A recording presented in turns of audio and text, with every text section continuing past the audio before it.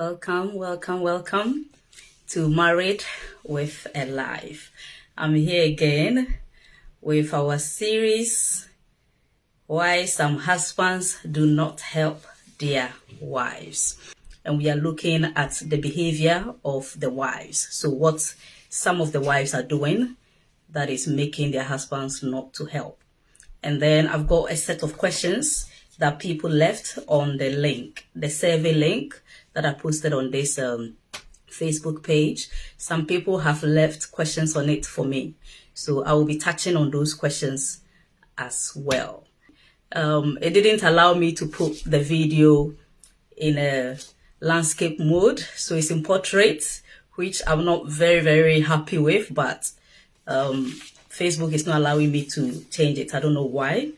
And even though I've changed the setting on my phone, it's still not allowing me. So we'll make it work the way it is. So please leave a comment. Let me know where you are watching from. Are you on our WhatsApp group?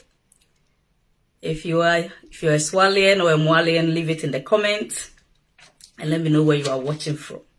So somebody put in the survey, he said that his wife, immediately he starts helping her, she starts behaving as if it is now his responsibility to do that particular work. So for instance, if he helps the wife with washing the dishes or cleaning the bathroom, the wife now just leaves it to him. So it becomes his job in the house. Okay, so because of that, he doesn't want to do anything in the house. Okay, which is interesting, and it's very easy for this to happen. And I think that these things can easily happen if, especially in your home or your marriage, you have allocated roles. So for instance, there are families that it is only the wife that cooks. So that is the wife's job. And it's the only thing that the man does, maybe the man takes out the bin. And that is his role. The whole family have agreed that you are the one that is taking out the bin, or you are the one that is cleaning the bathroom, or you are the one hoovering the house. So with that scenario, if you are meant to hoover the house, or you are meant to take out the bin and you don't do it, I don't think it's entirely wrong for your wife to remind you to do it. Maybe it's about the way the woman will do it. Okay, so if you're a wife and you have allocated roles in the house and the man is not doing what he has to do, you can remind him, but gently. Okay, if you start making it feel like, oh, you have to do it by fire, by force, if you don't do it, blah, blah, blah, then they are going to get upset. And you know, men have this ego that they will do anything to protect it. Okay, so you don't want to over push your boundaries. You can really, really push them away. So if you can, try not to have allocated roles per se. We look at who is good at what. Okay, naturally, if you give me your house to hoover for you, I will hoover it very well. Okay, you will not see a pin on the floor, but guess what? I don't like hoovering at all. I don't like it. My husband is the one who likes hoovering, so he hoovers the house. But when the house is dirty, I would rather brush. So we got this brush that we use to pick stuff, you know. So if the house is dirty and he hasn't hoovered yet, sometimes I'll ask him, do you have any plans of hoovering soon? Okay, so sometimes it's the way you say it. If you start saying, oh, the house is dirty and you have not cleaned, you have not hoovered, blah, blah, blah, you start making a big deal out of it. You know, that's when you put the person off. So you need a lot of wisdom when it comes to marriage. We all need it. We need a lot of wisdom. Okay, so personally, if my husband has not hoovered the house yet and the house is dirty, I would find out from him if he's got any plans about hoovering, if he's planning to hoover the house anytime soon. Sometimes he will say, oh, before the end of the week, I'll hoover. But then if there are particles on the floor, I'm not going to wait for him before I do that. So I can brush it. I can use the dustbin and the brush and just brush those ones, get it out of the way, whilst we wait for him to do the general hoovering. So we don't do, this is your role, this is your role. Whoever is good at what, that's it. And then we support here and there. Okay, so even though you like to cook, I like to cook, if I'm not able to cook and my husband has the time to cook, he will cook. When I was pregnant and it got to a point I couldn't stand for too long, he stepped in to cook. Even though he doesn't like doing the major cooking, but he had to because the situation warranted it. So you just have to weigh the situation, what is going on, and try to work with it. The other thing is try not to force, and I'm speaking to the women now, okay? Don't force your husband to do things. Men, they love to protect that ego. They want to feel like they are in charge, they are in control. So if you start making them feel like you are bossing them, you will lose them. I don't know how to explain it, but they will start avoiding you. So whatever you say, they will just say, okay. And they are not really going to do much about it because they want to get their control back. So don't force him if he has to do something and he has not been able to do it yet. Don't force him. And also listen, because sometimes we want the men to do things for us, but we are not listening because we are thinking with our emotions. Women, we think with our emotions. So how you are feeling, you are angry, you just want to speak. You want to voice out your emotions, and these things can spoil a lot of things. So you need to listen carefully. What is he saying? Are you understanding what he's saying? So for instance, before we started having children, where we were living, the bin shed, there's a shed. So all the bins are in there. And when my husband is going to work and the bin is full, he will just wrap it and go and put it in the bin because the bin shed was on his way. Okay, so he will take the bin out when he's going to work. And he did this so many times. I also did it when I'm going to work and the bin is full, I will take it out. And when we relocated, and then I got pregnant, we relocated to a bigger house. And then the bin shed is also very close to where the car park is. So he will pass by the bin shed to go and get his car. But my husband will not take out the bin. So I will say to him, are you able to take the bin on your way to work? He will say, not today. Not today. But somehow I was hearing it as, I won't do it. I'm not doing it. I don't know why that's how I was hearing it. I'm not going to do it. I won't do it. So it got to a point, it didn't make sense. I said to him, but the bin is just on your way. It's on your way. So why won't you just drop it in the shed, in the bin shed when you're going to pick your car? And he will say, not today. So one day I was trying to find out, I said, so what's the reason? Give me your reason. Why is it that you have changed? Because this is what you used to do. You know, before we moved to this house, you used to take the bin. So what has changed? And he will say, nothing has changed. Nothing has changed. Okay. So one day, he said it again, not today. And the Holy Spirit said to me, listen to what he said. He didn't say he will not do it. He said, not today. That was when I gained consciousness. So he didn't say he's not going to do it. He said, not today. And later on, he was explaining to me that when he's going to work, he doesn't want to pass through because where that bin shed is, the place, they don't really keep it that very tidy, like the way it was in our previous place. So sometimes the smell, he doesn't want the smell to get into his clothing before he enter the car. So that's why he keeps saying, not today, not today. So we need to listen. What is the person saying? Are they saying wait? I will do it later, but you want it to be done now, because women, that's what we normally want to do. We want things to be done now. And we feel like our husbands are so slow, which they can be slow. They can be very slow, but that's their nature. Okay, that's how they are. So you've got to exercise a lot of patience when you are dealing with your husband, especially if you want him to do something and he's not ready to do it yet. Try not to force him.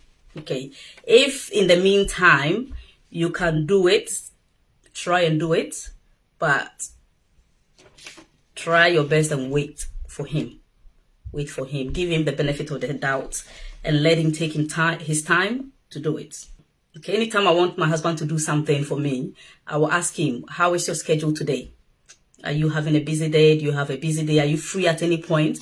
If you are free at any point, are you able to help me with this? Okay, so check with them, and then because sometimes the time that we are forcing them to do something, they might be busy or they want to do their own stuff, and because of that, they don't want to give you that full attention immediately.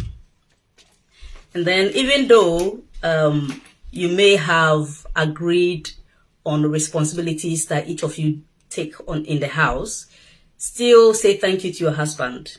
Okay, if it is his responsibility to make sure that there is food in the house in terms of providing, okay, bringing in money, both of you can bring in the money, but it's the man's responsibility to cater for his family. So when he works and the money comes in, say thank you. If he helps you to do shopping, say thank you. If he has agreed that every month he's the one that will be, taking the children out for a walk or taking the child out to fix their hair, still say thank you. So whatever your husband does at home, say thank you. Don't let it feel like it's your responsibility. So yeah, you are just doing your responsibility. So why should I say thank you? No. Remember, they have ego. So try and feed it in a positive way by saying thank you. Any little thing they do for you. Don't let thank you ever cease from your mouth as a wife. Okay, so those are the advice I'll give for this particular reason, which the men are saying is what the women are doing wrong, and that's why they are not helping. Now, let's look at some of the questions that has come in from you guys. Somebody wants to know, has anything changed since your second birth, physically, emotionally, etc.? Okay, so yes, of course. Those of you who followed my pregnancy series, you would have noticed that I was looking very, very big. Okay, I put on so much weight. So that is one physical changes that took place, and I had a lot of waist pain as well. The waist pain is not completely gone, depending on what I'm doing. If I stand for too long, or if I start running right now, or do anything that takes a lot of energy, I can begin to feel it. So yeah, that's one thing. Emotionally, I think I'm probably more cautious, paying more attention to detail, or I don't even know what to say. Yeah, I'm more cautious, especially if you've got little kids. You become more loving towards them. Yeah, so I don't know. This question is broad. What has changed since your second birth? So much has changed. So much has changed. Yeah, but I've lost most of the weight, if not all of it. Unfortunately, my phone camera doesn't give a very good representation of me. When I look at my videos, it feels like I'm so big. But I can tell you, as I say here now, I'm back to my pre-marriage weight. Not even my pre-pregnancy weight, my pre-marriage weight. Okay, so I've lost so much weight. And again, if your wife is currently looking like where two or more are gathered, which that's how I described myself when I was very big after having the kids. You can speed it up their physical restoration. I don't know how to put it. Yeah, you can speed it up by helping them, especially at home. Because if your wife is very, very busy, she's doing everything. She's the one doing all the cooking, doing all the cleaning, doing all the childcare, and she still has to work. She still has to do a side business, and you are just there watching her, and all you do is to go to work and come back home. She will take long to be restored.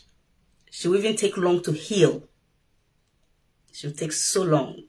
So there are many women that have put on so much weight because they are stressed. I know pregnancy naturally will make many women, majority of the women will put on so much weight. I mean, I was so surprised when I looked at the way my body expanded. It is so scary what pregnancy can do to a woman's body. Okay, so it's not the woman's fault that they got pregnant and they had to put on that much of that weight. They couldn't have controlled it that much during the pregnancy.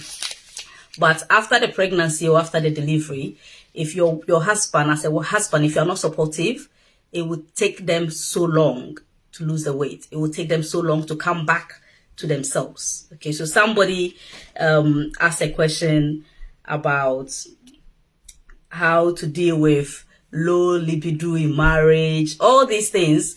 If your wife is very tired, she will naturally not have the interest for sex, especially after childbirth, because childbirth somehow changes your hormones. The woman's hormones will change. Once they get pregnant and they start having kids, their body will change. The way their shape is will change. You know, I feel like I've lost my bomb. I've lost my bomb, seriously. You know, anytime I say to my husband, there's no bomb, I can't feel it. You know, it's gone. It seems to have gone. Yeah. So all these things, and some women, they start having stretch marks and they lose their beauty. You can see a very dark woman, a very light-skinned woman suddenly become so dark because of pregnancy and childbirth. And so they become so conscious of themselves. Many women lose their confidence after childbirth. So if the husband is not supportive, this woman will be so conscious about her body to the extent that even sex will no longer be interesting to her. She might not show that much interest because she's so conscious. She's thinking, oh, what will my husband think about my new breasts? Because or maybe your breast was standing, all of a sudden it's falling down. Okay, it's losing its confidence. And maybe your tummy is now looking somehow very funny. So all this low libido, low sex drive can really become intense if the husband is not supportive. If you're helping your wife at home with childcare, with some of the chores, it will give her more time on her hands to be able to work on her body. She can go and have a walk. Okay, you can take the kids and then she go out and walk for 30 minutes. Maybe every day she walks for 30 minutes and come back home. All this will help her to gradually get her shape back or get back to her pre-pregnancy body or pre-marriage body. Okay, so it's very important that you don't leave everything for your wife to do, no matter what, even if she's a full-time housewife. And that what I mean is that she doesn't have any commitment, any job commitment outside of the home, which makes her to bring money in and all of that. Because if you are the only one bringing money in, you might feel like her role is to literally do everything at home. But as a husband, you have to show more grace, show more mercy, and be more kind to your wife by making sure that you sacrifice. It can be difficult, but when you come back home, you are tired, but you still sacrifice and do something in the house to help your wife. Okay, so the other question is, how do you handle familiarity between you two? Okay, so that's a husband and a wife. How do you handle familiarity? So first of all, don't allow yourself to get to that position whereby you are too familiar with your husband or your wife. You have to be conscious every day. Be conscious about each other's value that they bring to the family. And when I say value, it's not about who is bringing in money. Because sometimes it's very easy, especially for the men, to feel like if the wife is not bringing in any money, she has no value. No, she has value. The fact that she's able to manage you, live with you, she has value. It's not everybody that can live with you. It's not everybody that can marry you. No. You know, as much as my husband is calm and all of that, it's not everybody that can marry him. The aspect of him that I'm the one that can marry him. So for your wife to agree to marry you, she's playing a very important role in your life. The fact that she cooks, she does some housework to make your life easy. Maybe if you were living alone as a single man, you'll still be the one doing all the cooking. You'll still be the one doing all the cleaning and go to work. But now she's here to reduce some of that weight.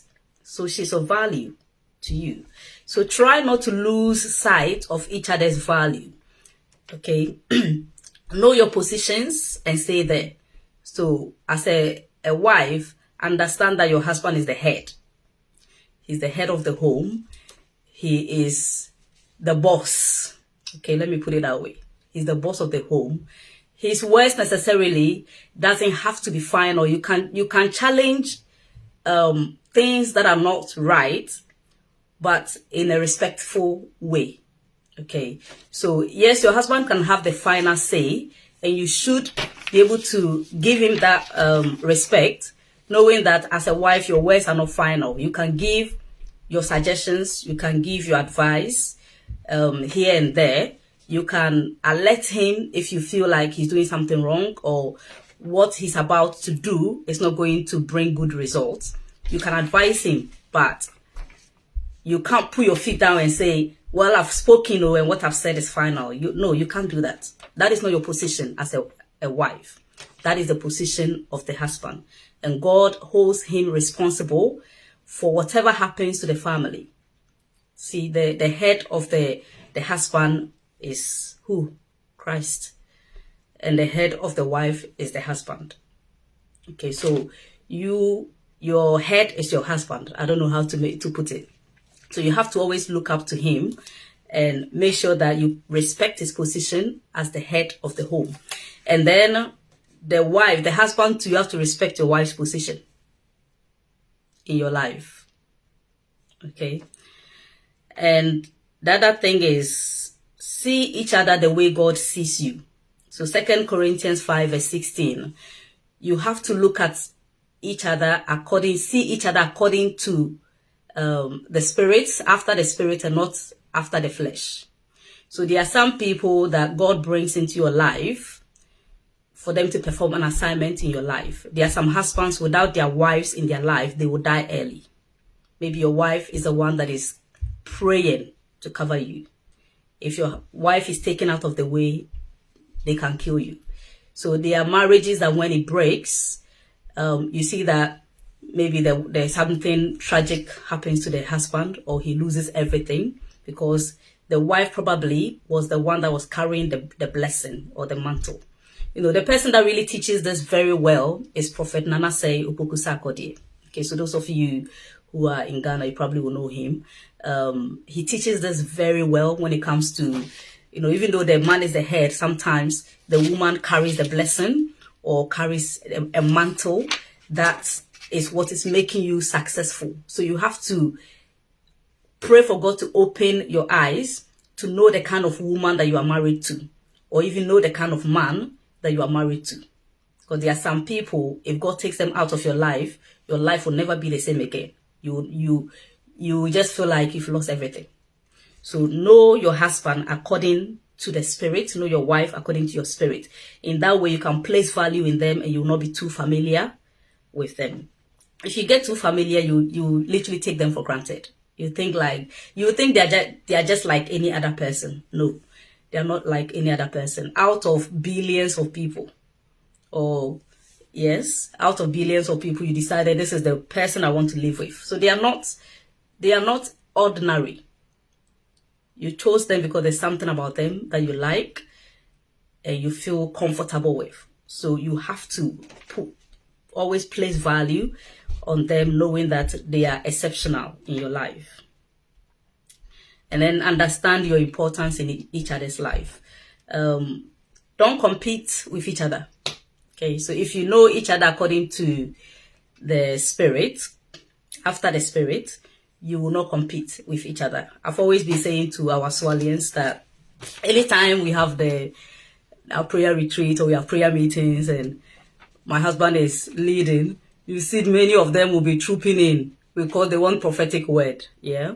And I've always been telling them, I know my position. I believe strongly I carry the teaching mantle or the teaching grace. I've got the teaching grace. I can teach. My husband can teach, but he can't teach the way I teach. I can also see things. Once in a while, God can show me something about people. But I know I don't have the prophetic mantle like the way my husband has it. Okay. He can just see things like that. But I don't see it like that. So I know my position. I'm not going to compete with him. So when they are trooping in, I say, yeah, come and collect your prophetic word. But after the prophetic word, you need to know how to live so that you can activate and make that prophetic word live or work for you. And that is where I come in, the teaching. Okay. So we know who we are. We know each other's position and we just stay there. And if you're able to do that, you will not compete with each other. You will respect each other's position. You value each other's position. Your husband or your wife is an addition to you. It's a plus to you. Unless, of course, if you feel like you've made the wrong decision. Okay, and that is a whole topic on its own. Right, another question. How do you manage sex positions in marriage? So, my advice will be for you to try them first. Okay, try them. Don't be in the habit of saying, I don't like it, I don't want it, I don't want to do it. Okay, you've not tried it, so you don't know whether you like it or not. You've not tried it. Okay. There are people, for instance, this topic is very controversial. Oral sex. Yeah. I remember somebody invited me to a place and I was teaching very well and people were very happy. It was a singles and couples group, a WhatsApp group. And immediately I brought oral sex in. The atmosphere changed. Oh my God. The lady is even watching now. It changed, and that was how we ended that discussion. Okay, because people have all kinds of ideas and understanding and rejection towards it. They don't even give themselves the chance to learn or understand anything. So in marriage, when it comes to sex is very minimal in marriage. Especially if you've been married for some time and you start having kids, you realize that sex is no longer a big deal like the way it was when you just got married and it was just the two of you. Okay, so you may not be as keen, especially the women. Okay, because pregnancy and childbirth completely changes your makeup. It changes you a lot. Okay, so this is a topic on its own. You may not feel for sex the way you used to, and especially if your hands are very busy, you get tired. Men, when they are tired, that's when they even want to have sex. And it's very shocking. The days they are very tired and you think, oh, immediately they lie on the bed, they will sleep. No, that's the day they want to have sex. But as a woman, when you are tired, you don't want to have sex. Okay, so this is why if you're a husband, you cannot afford for your wife to be tired, to be extremely tired. Marriage will bring some kind of tiredness, especially if you have children. You will be tired at some point, physical tiredness. But when your wife becomes emotionally tired, that means that she's stressed. She becomes mentally tired. She's becoming depressed because you are not giving her attention. You are not caring for her. You don't speak to her. You are sleeping in a different room and leaving her alone with the kids in the night to struggle with because you want to catch your sleep. You had a long day at work, so now you are back home. You don't want to spend the night having long day again, long night. So you go and sleep in a different room. You are not doing your marriage good. Okay, because remember when you were at work, your wife was also at home taking care of the kids. So in the night, she too should have a break. Okay, so it's a lot of compromise that you have to make. You can't say that I'm going to sleep in a separate room so that my wife will take care of the kids in the night. The next day she has to do the same thing again. So the cycle continues, and she'll be so tired, emotionally tired, mentally tired, and she will not be available for sex. And even if she makes herself available, she'll be lying there like a wood. Come, serve yourself, go. Buffet. You serve yourself, and that kind of sex is not enjoyable at all. When it's like, just do. I don't even care. Just do whatever you want and get up. Get out of my face. Get out of here. Okay, so if you put yourself in a position whereby your wife gets too tired because you're leaving everything for her to do, trust me, your sexual life is going to be affected. It's going to be affected, and that's when you bring sexual positions and they are not keen, they don't want to try. Okay, but my advice, on a serious note, my advice is always try the positions first. No matter how intense it may feel or acrobatic it may feel, always try it. If you try it and you don't like it, then you let them know, I don't like it. Maybe it's too painful, or I'm not comfortable with this position. Okay. Don't keep quiet and be dying peacefully. No. If you don't like something, you always say it. There are other stuff. I mean, sex is a big topic. It's very broad. It's very controversial because everybody has their own idea, their own experiences. Everybody thinks they know what they are doing, so it's not a topic that you can successfully teach. Okay. Sometimes there are people you are teaching them, they feel like they know more than you. Okay. So I'm not here to teach you how to have sex, but if you're asking the question how to manage sex positions, my answer to you is try them out first. There are some positions that you may think this is a no, or there are some sexual activities that you may feel is a no, because you feel like it's an extreme perversion. For instance, if maybe your husband wants to do anal sex, okay, it is illegal to enter and exit. The anus is an exit point. It's not an entrance, okay? So things like that, if you feel like right from the onset, this is a no for me, you can voice it out and give your reasons, okay? If you don't have a problem with it, you see all these sexual positions, all these oral sex, anal sex, blowjob, hand job, whatsoever they are not a problem if both of you are okay with it.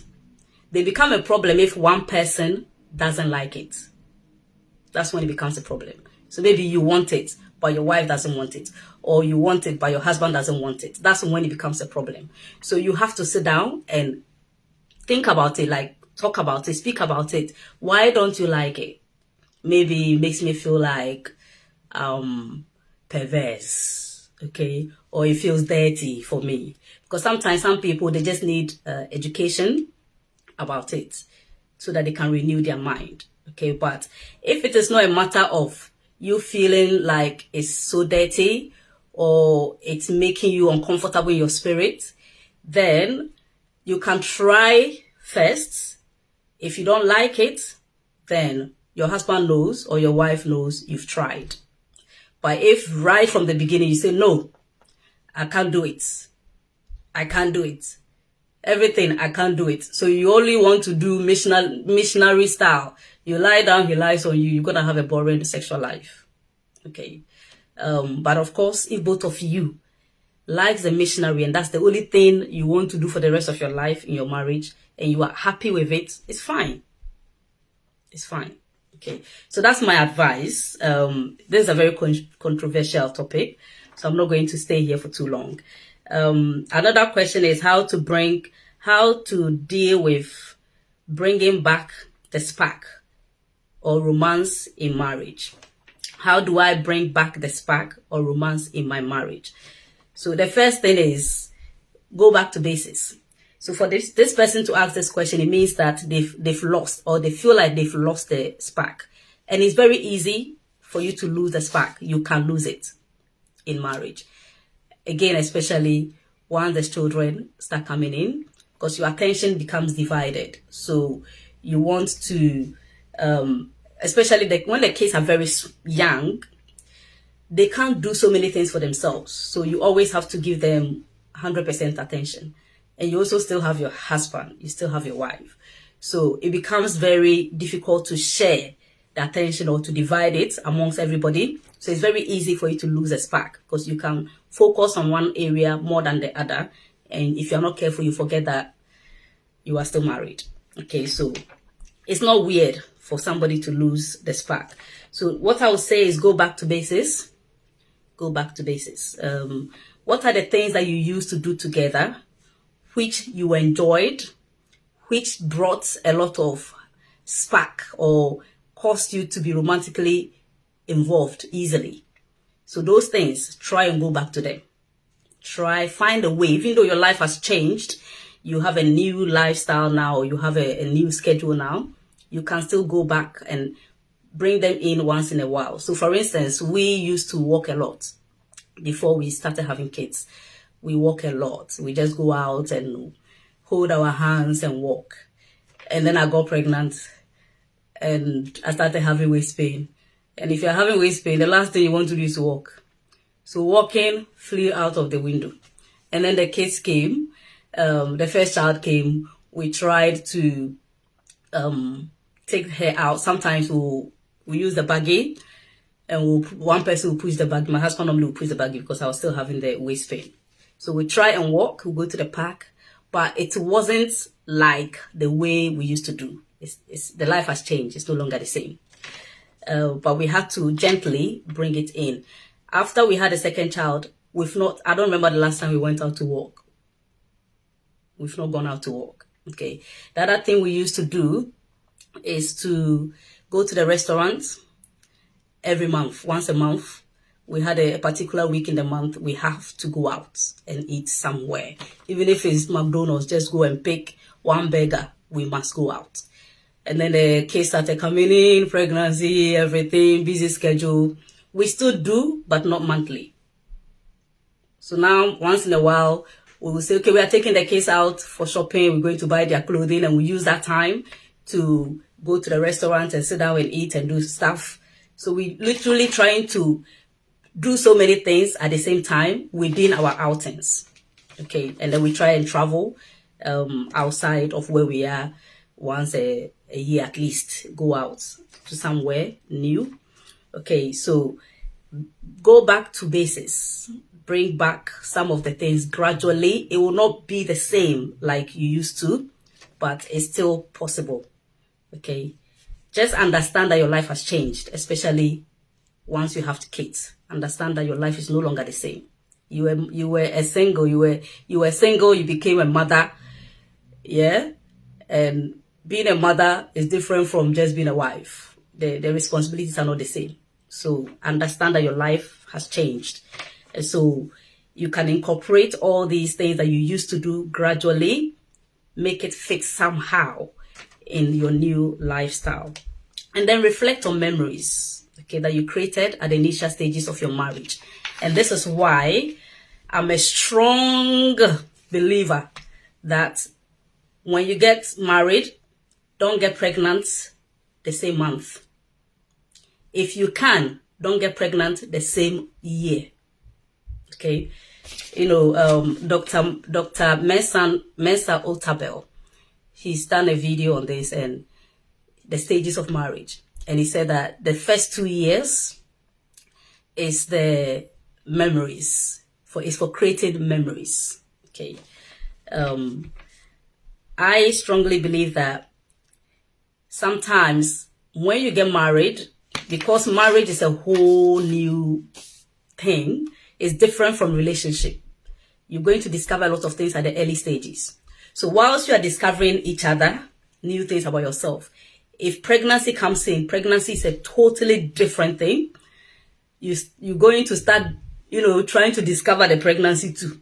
So your attention will be shifted from discovering each other to the pregnancy. And then the baby comes.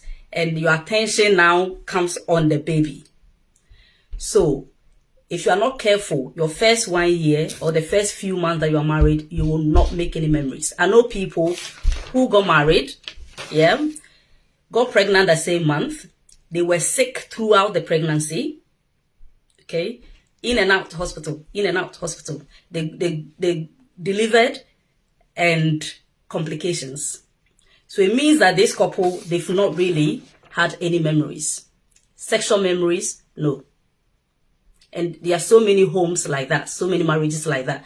And worst of all, if you enter the marriage with pregnancy, that also compromises the marriage straight away, because all the attention is now on the pregnancy.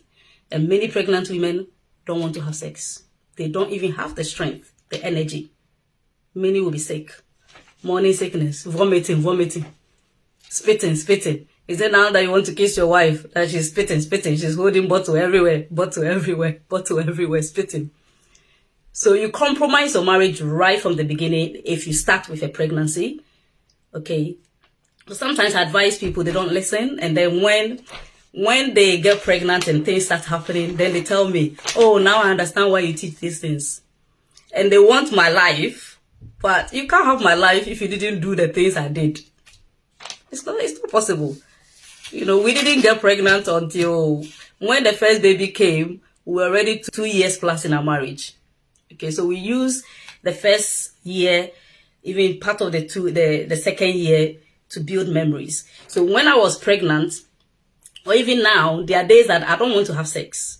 Okay, but when I remember some of the sexual, the romantic, sexual, acrobatic, whatever, I don't know how to put it, exciting times that we had, it turns me on.